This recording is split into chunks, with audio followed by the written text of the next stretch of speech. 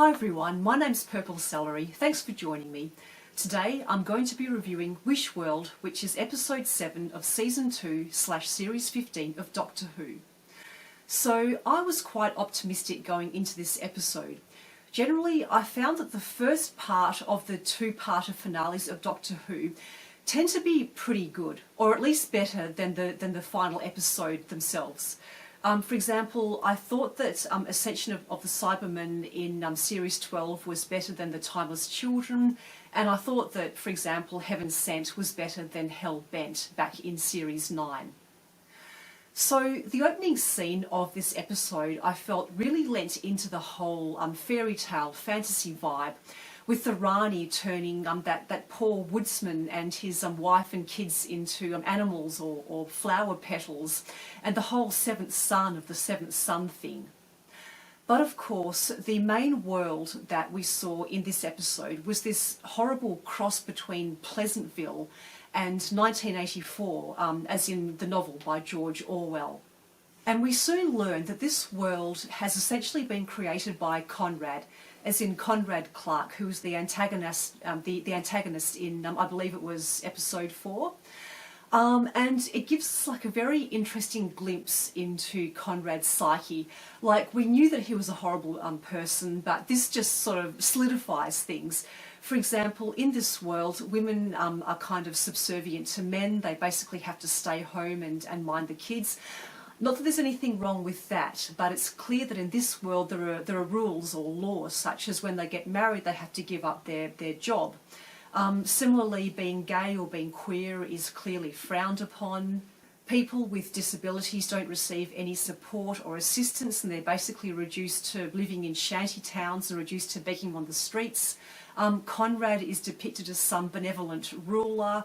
He reads these stories to the people every day. His face is everywhere. So yeah, it's basically Conrad's world.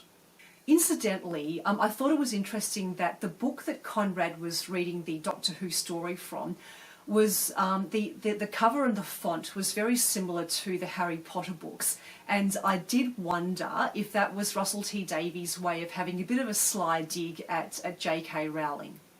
I also liked the aesthetics of this episode. That whole 1950s Pleasantville vibe was great. The outfits, the costume, the costumes, the Doctor's bowler hat and pinstripe suit, and Belinda's twin set, they were spot on.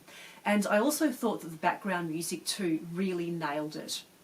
We then learn that all of this is only possible because the baby that the Rani kidnapped in the opening scene is the god of wishes. So basically it's making Conrad's wishes come true, which I thought was a bit confusing because I just thought it was like a regular human baby, like the son of the German couple from the 1860s. Another question that I had was, what exactly is the Doctor and Belinda doing in this wish world? Like how did they get there? Because the last that I thought was happening was that they were kind of still travelling in the TARDIS. Did Conrad wish them there? I just didn't quite get that part. It also wasn't really explained why Ruby was better at remembering things as compared to the Doctor or Belinda. It could be that it's because that she's met Conrad before, or it could maybe be because she's kind of lived a whole other life already in the episode 73 Yards. I did really like the dynamic between Conrad and Mrs. Flood. It seemed like he was, I don't know, trying to please her, trying to win her approval. And I thought that it was almost like that Conrad saw Mrs. Flood as a mother figure, not just a saviour, not just the lady who released him from prison. And speaking of dynamics, I still don't get why Mrs. Flood, and I'm going to keep on referring to her as Mrs. Flood just to distinguish her from the Archie Panjabi Rani character. I still don't get why the Mrs. Flood Rani is being so subservient to the Archie Panjabi Rani. Because the Rani is essentially supposed to be like a mad scientist type time lady. She's meant to be creative, she's meant to be innovative, she's meant to be an inventor. And I just can't see the Mrs. Flood Rani being so meek and just, going along with making the sandwiches, etc., etc. Having said that, though, I also thought it was like a little bit strange that the Archie Panjabi Rani wasn't more of a scientist type. She seemed to be just, I don't know, like almost like another version of like the Master or Missy. I just didn't really pick up on the whole mad scientist vibe. Aside from hooking the Vindicator up to the clock mechanism, whatever it was, she didn't really do anything sciencey. And speaking of the Master or Missy, where was he or she or they? Because the Rani, Conrad in the story basically says that the Doctor was the last Time Lord and the Rani was the last Time Lady. But there was no mention of the Master. So I'm just wondering what's kind of going on there.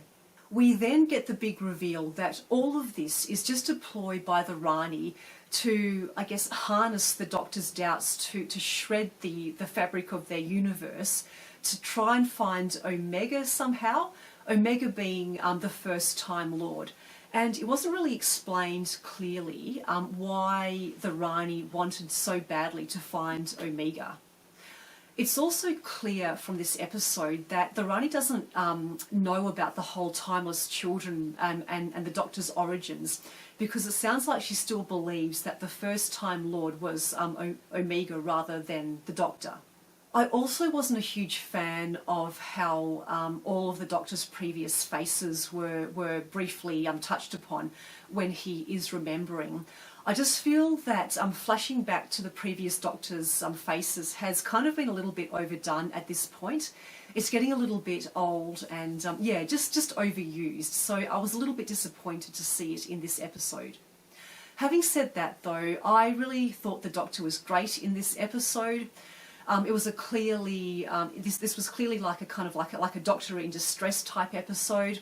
I liked Ruby, how she sort of, got together with the people who had disabilities and, tried to actually do something about their situation. I felt that Belinda was a little bit sidelined in this episode, unfortunately, which is sad because I find her a great character normally. So I know that I'm sounding very, very critical of this episode, which wasn't quite my intention. There were lots of things that I did like about it. Like it was fun. I found like the whole world intriguing. It was captivating. It was engaging. But for me, it just didn't quite gel. It didn't quite coalesce. There were too many questions. So I feel like this is slightly weaker compared to previous first parts of the two-parters that Doctor Who has seen for its finales. So I'd probably give this one maybe a 7 out of 10. So here's hoping that the finale will be an absolute cracker. But as always, these are just my thoughts. What did you guys think about Wishworld? Please leave your comments in the comments section below. Give this video a like if you've enjoyed it, and subscribe to my channel if you haven't already.